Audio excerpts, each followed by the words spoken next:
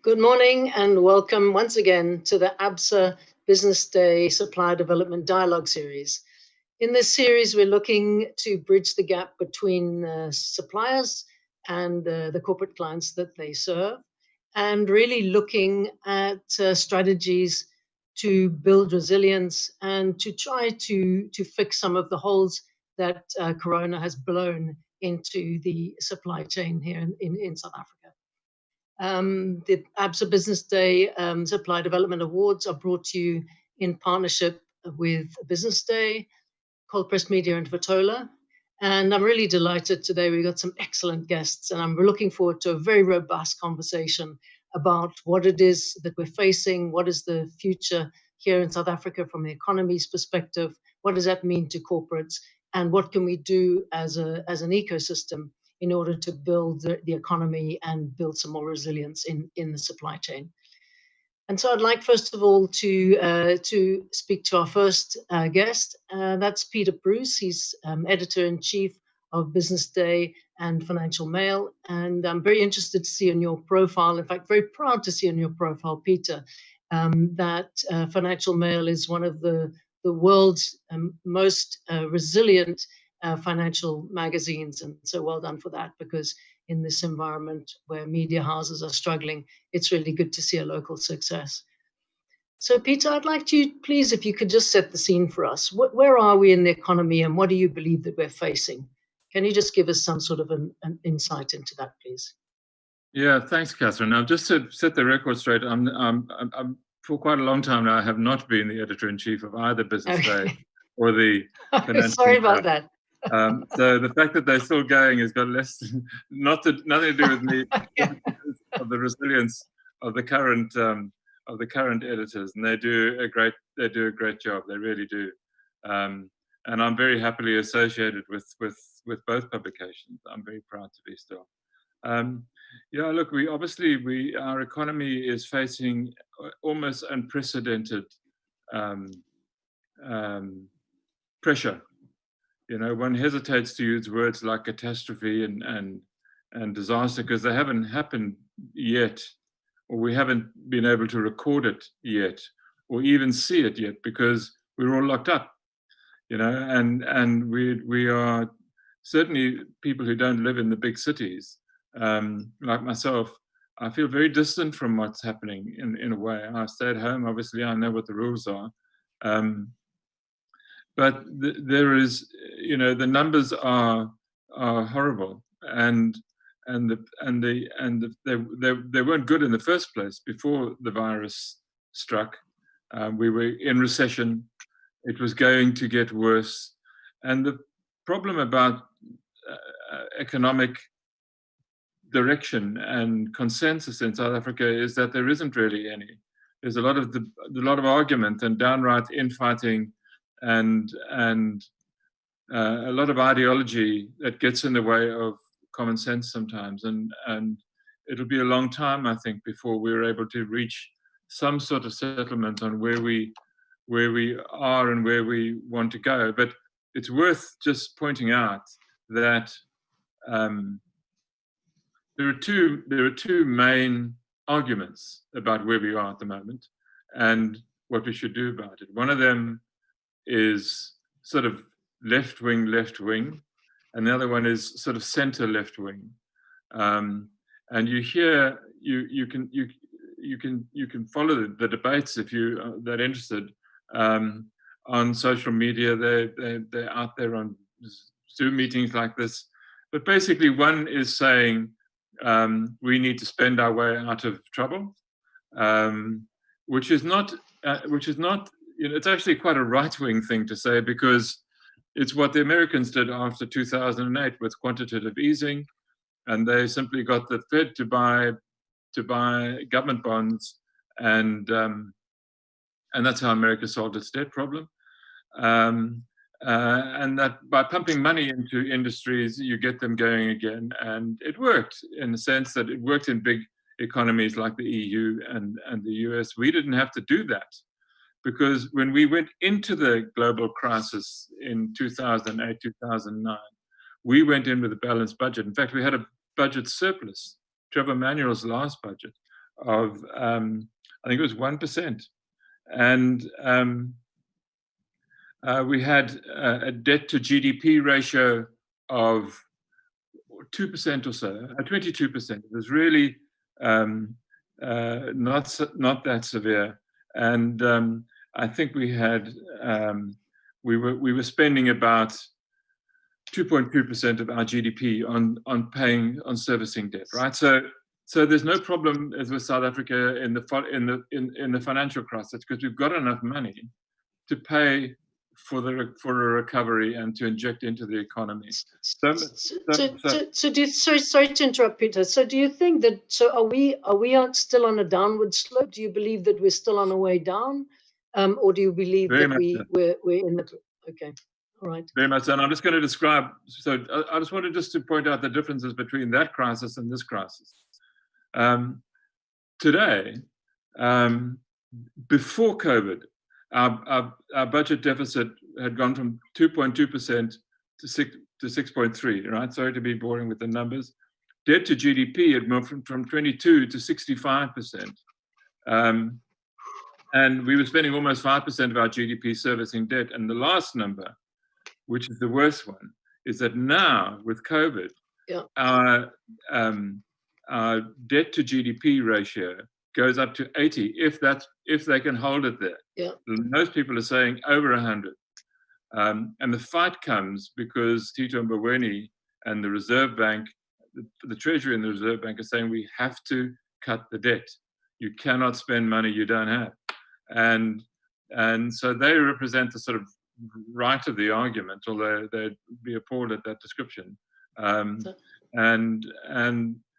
so until this gets resolved, until the government finds a way, either through spending its way out of trouble and borrowing the money to spend, or printing it, which the Reserve Bank will refuse to do, or saving and stop funding X and Y, we don't have a way forward.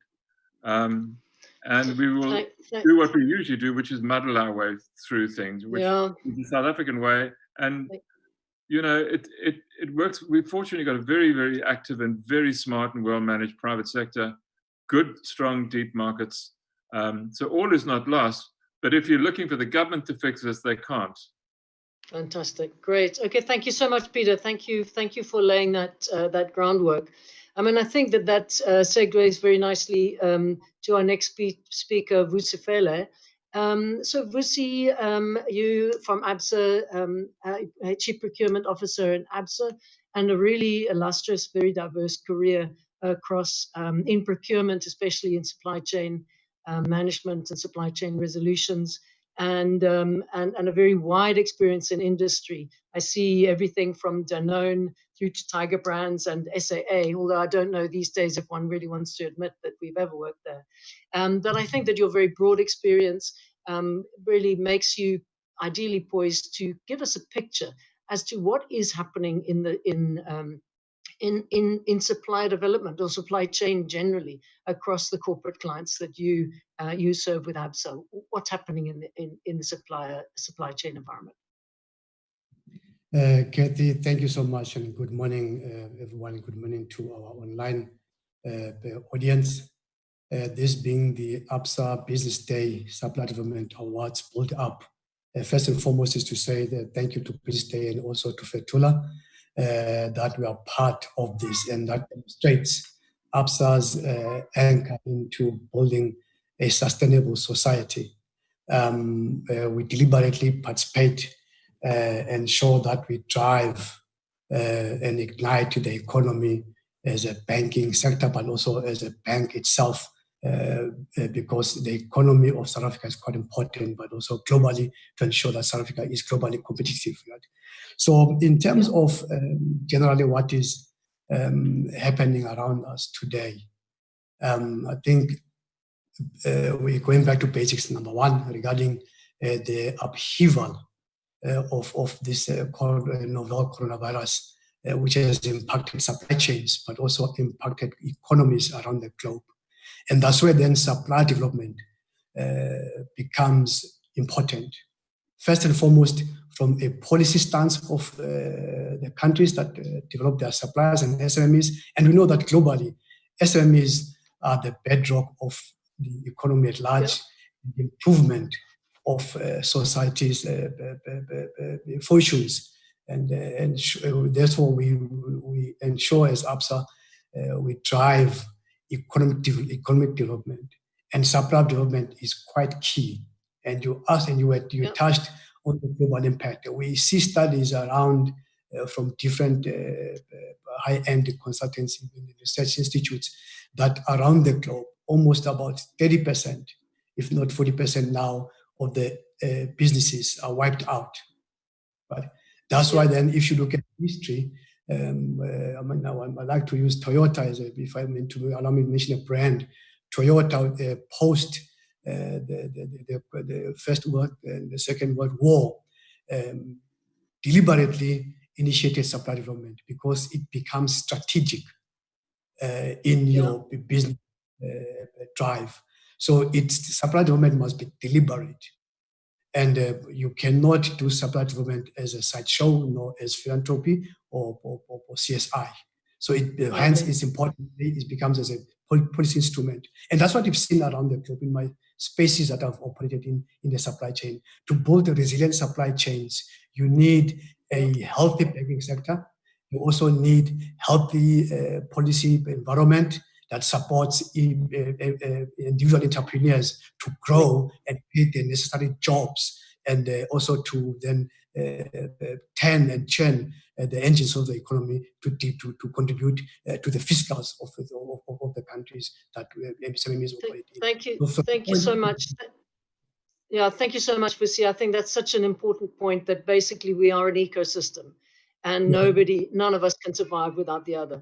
And I think that your example of Toyota is a really good one as well, and saying that, you know, investing money in building the strong small suppliers, because that's how you get wealth down into the community, and you can start to circulate wealth in the local community. So I think that that's a really good point. Thank you so much for that. I'd like to just get a little bit of insight from my next guest, David Gulwa. And David has been appointed as head of the Small Business Finance and Regions in the IDC. And I'm sure all of you know that the IDC is the Industrial Development Corporation, is the state-owned largest development finance institution in South Africa. And David has been enabled with a fund of, I think it's 3 billion rand. Is that correct, David? And what is it that you're going to be doing with that? What is the strategy that the IDC has got for the small business sector? Good morning, Catherine. Good morning to all the listeners. And thanks for the opportunity to really be on this platform. Yes, the IDC, in response to the COVID-19 and the impact of this pandemic, has set aside 3 billion rand to respond to the crisis, and it's obviously been in various forms. So the one, maybe I'll start with the most recent one, and I don't want to go into the economics. I think Peter has put a nice platform there. We know, we understand the impact that the lockdown have or still having on our economy. We still don't know exactly the extent to which it will grow to. There is a lot of economic commentators. The IDC is of the view that we'll probably have a -7 or growth in GDP, a negative growth, and refer to it as sort of a deep recession. So it's evident. There's no doubt about that. So IDC as a development finance institution must respond to that. So firstly, we had this essential supplies because there was definitely a need, or there's still a need, to get essential supplies to assist, the medical fraternity, etc. So we've got a fund to support the supplies of essential goods, services, PPEs, etc. So that fund is going there. But recently, we've also realized that the small business sector, Catherine, and I think that's where you probably have a good understanding. I think they, in all likelihood, will be the hardest hit. and the impact of them on them will be severe. And the IDC obviously stepped in there with a fund of 300 million at prime -3 to say to, and we know that prime is very low at the moment, so to really provide them with some relief in the short term, for working capital, for them to tick over, etc. We know that government has set aside about 500 billion in relief packages, ranging from the 200 billion they've made available or guaranteed to the banks, to tax reliefs, etc. So this is part of that relief packages that government is doing. And then finally, Catherine, there's also companies that will be in distress, especially on the industrial side, large manufacturing concerns.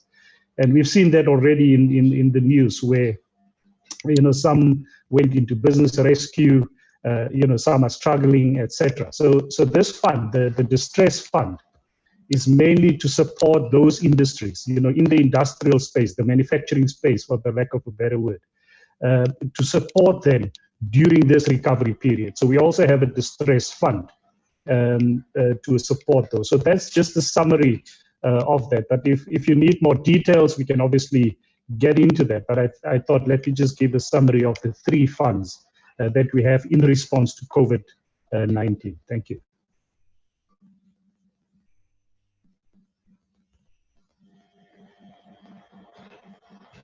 Thanks.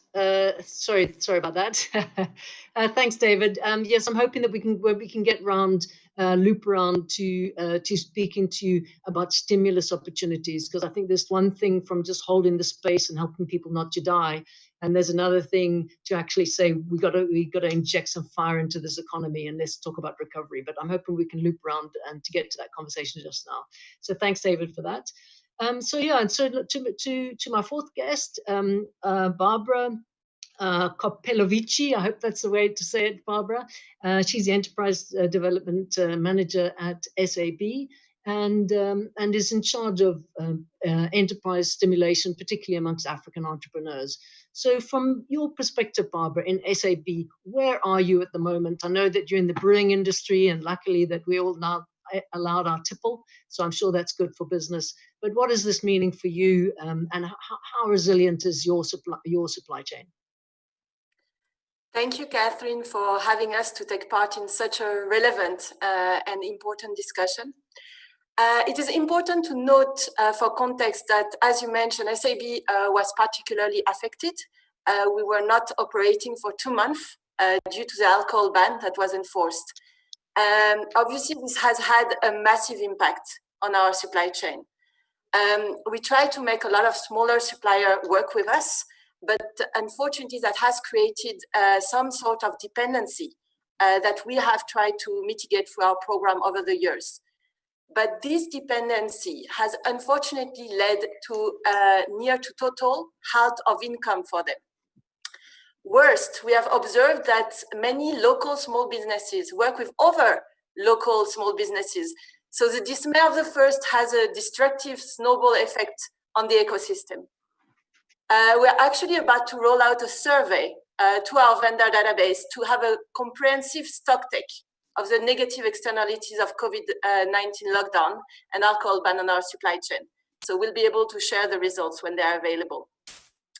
One of the channels that we've used to support our value chain in those unprecedented times has been through information sharing.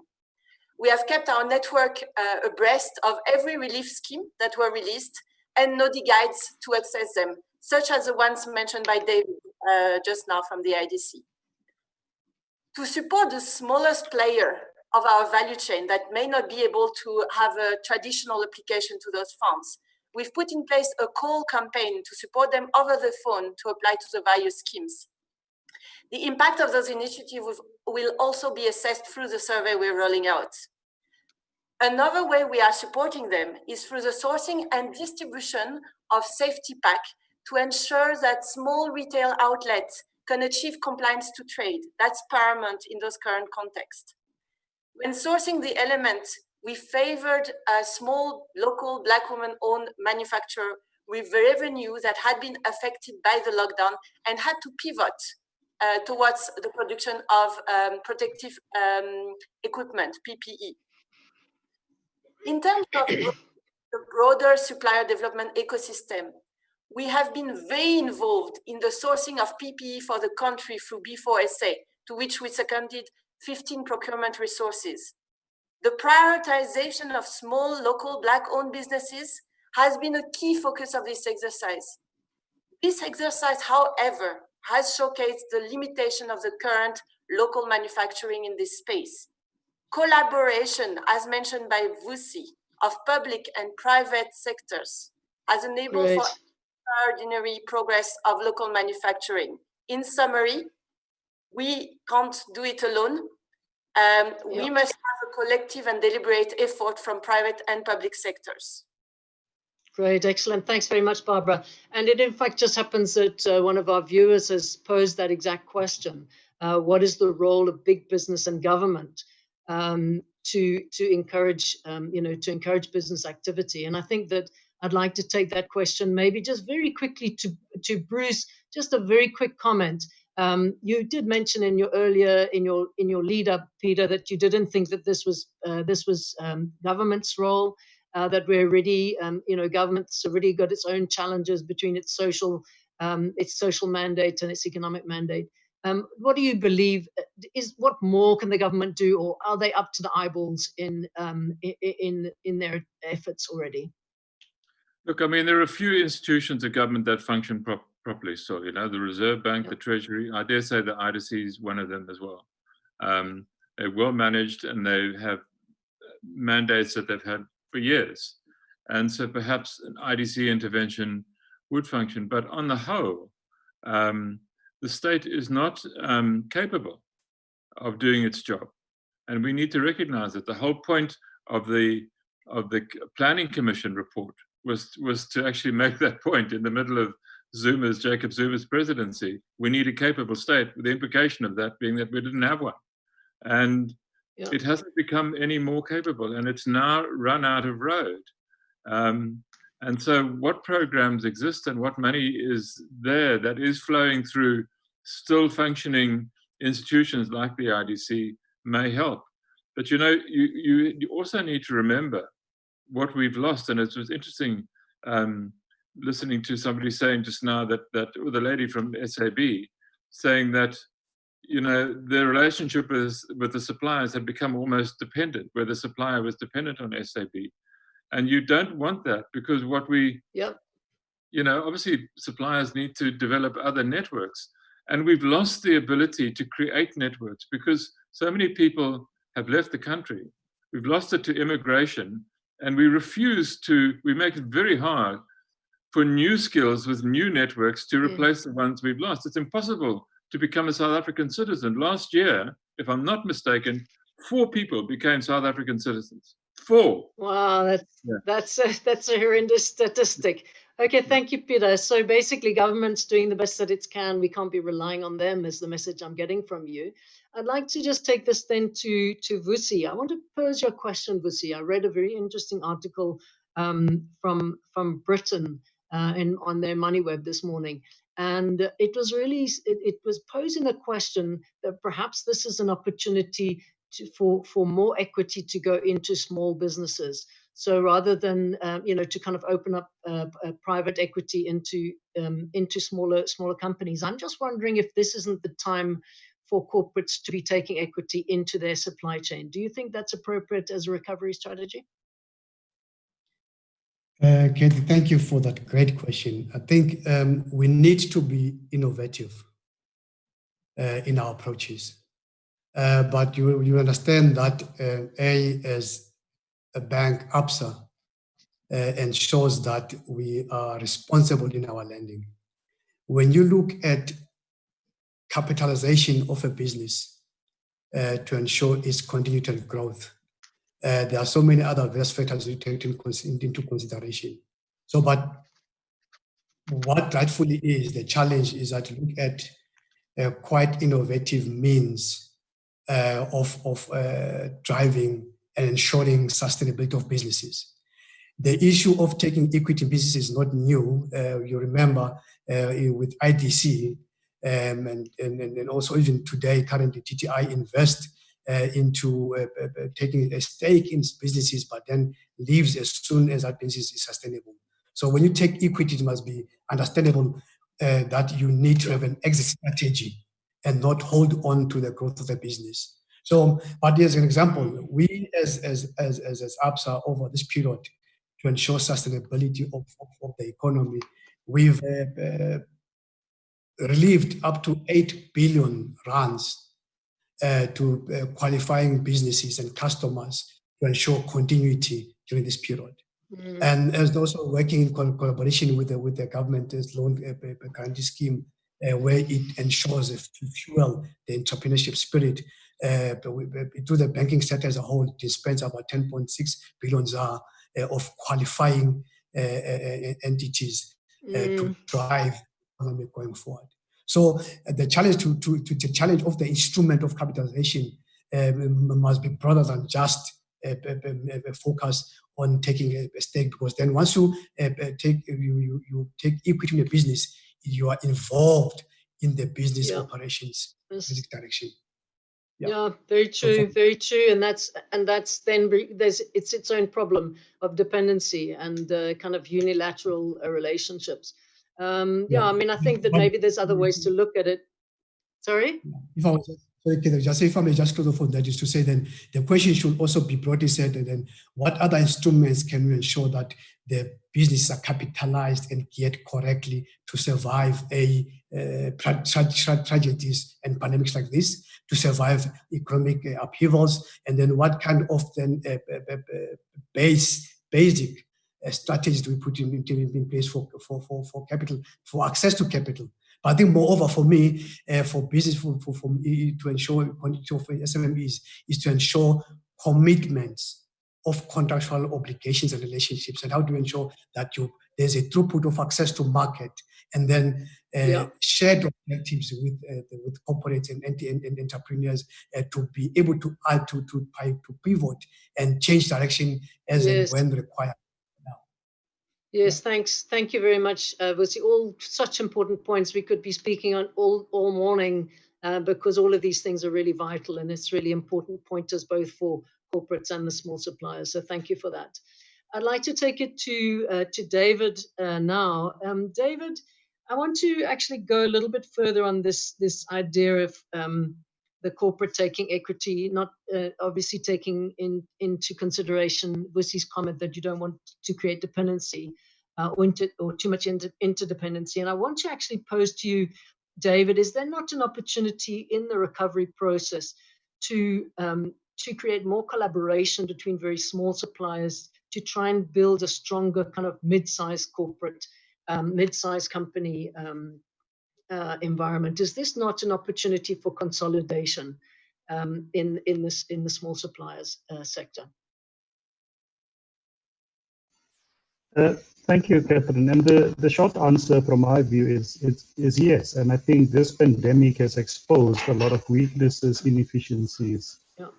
I think many has experienced supply chain challenges, especially when it comes from outside of our country, etc. So I think there's definitely a conversation, within the industry to see how can we consolidate so that we can reposition ourselves to be more competitive. I think the conversation on localization is becoming more and more prominent. It's something that was always mentioned in the background, but I think with what has happened across the world, I think these conversations are now becoming more and more key. I think Vusi has put it very well out there, and it's about responsible lending. You cannot throw good money after bad. There will be businesses that will simply not make it. That just post this pandemic will not show any turnaround or convincing turnarounds, and there's no point in taking equity because more money is not going to solve the problem. And if I could advise the business sector, I think businesses should look at building lean, agile, and resilient operations. Operations that are able to compete more effectively, both in the local and the global markets. And that includes, they must look at the efficiencies and see how they can improve those efficiencies. I think this pandemic will open up new skills areas, new opportunities. So there will be a need to focus on skills development, upskilling people, and maybe even multi-skilling people just to retain jobs and to make sure that we don't feel that as probably as hard as we should. I think technology has been raised into the forefront, and maybe there's a conversation about investing in technology, investing in new equipment, research and development, innovation, those sort of things that is always sort of on the background. I think this pandemic has really elevated that to the forefront. So I think there's definitely a challenge to businesses to really become really lean, to look at building agile and resilient operations, and that is my then us as financiers, that's what we would look at. In your turnaround plan, in your turnaround strategy, has anything changed? I mean, I don't know whether it was Bruce who welcomed somebody earlier today and said, welcome to, it's a new, there's a post-world after Corona. There's things, you cannot go on business as usual, and you'll have to rethink a few things within your business and your operations. Yeah, thank you so much. Thank you so much, David. I think so really wise words there. I mean, obviously, as Fatola, we work very deeply with small suppliers, and one of the things that's very clear is that you have two pools of businesses. You have those that just are immature, they're not really ready to take on the challenge, and there are those that have hit it head on and said, okay, it is a new world, everything has changed, we need to be up there and we need to be doing things better. And that also then speaks to investment readiness, and really for small suppliers, understanding that investment readiness means that you understand your finances, you have resilient strategies, and that you can speak the language of the banker. Because I know there's a lot of frustration amongst small businesses generally that they're applying for these funds and not getting the money. And so that's really just this understanding that investment readiness means that you really fully understand your finances, you're fully prepared, you've got all the documentation that's needed. And then and then the money's there. I mean, there's not a shortage of money for businesses that are well prepared and have got good resilient strategies. So I would completely agree with you there on that, David. So I have a question coming through to say, what strategy can small business use to engage with corporates in order to form strong supply chain relationships? And I'm going to ask you, Barbara, if you want to speak to that. So the question is, what strategy can small businesses use to engage with corporates and in order to form strong supply chain relationships? In your opinion, Barbara, what is the advice that you would give to that caller? So I think that some corporate have existing platform for those relationships to be built. So they are like SAB, for example, you can apply to be a supplier through a portal. But I think it needs to be turned upside down. I think the message that I've heard from all speakers, and we deeply agree, is there needs to be a deliberate commitment from corporates. We need to basically commit to procure locally and actually give visibility to the opportunities that exist. As you know, collaboration for SAB is not a new topic. We've already started that approach before COVID, where we created the MAP collaboration, which is about referral of suppliers, which is one of the solution to give visibility for those small suppliers. So I think the response in short is, it's not only relying on small businesses to find a way to engage with corporates, it's for corporates to make it easier for small businesses to engage with them. That's what I would say. So it's more of a call to action to my peers. Excellent, good, thank you. Thanks for that, Barbara. We have another question here. What would help big business to expand its supply development initiatives? And I think I'm going to ask Vusi to answer to that. The question, Vusi, is what would help big business expand its supply development initiatives? I think they're asking specifically what is limiting the ability to develop deeper local supplier networks. Thanks, Katie, and thanks for that great question. As we said, supply development is fundamental to the business operations which engages in the program of supply development. At the same time, it is also a expected or a collaboration with the participating entity, which is now, if I may use the word, a beneficiary of the supply development program. But both entities should approach supply development, one from a profit motive, because it's business, it's not charity. Yep. So by the entrepreneurs who access supply development programs are there to ensure, one, they are able to meet their reason of existence as an entity. Therefore, for me, we need first to understand both, especially the beneficiaries, to understand the needs of the corporate that they are supplying.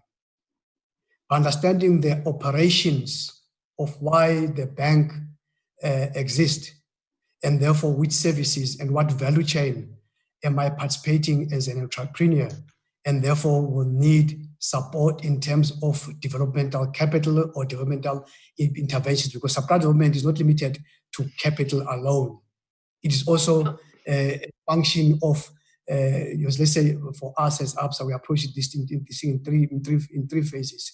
There is a pre-funding and a pre-contracting phase where we embark on a due diligence of the entity that we want to get into business with.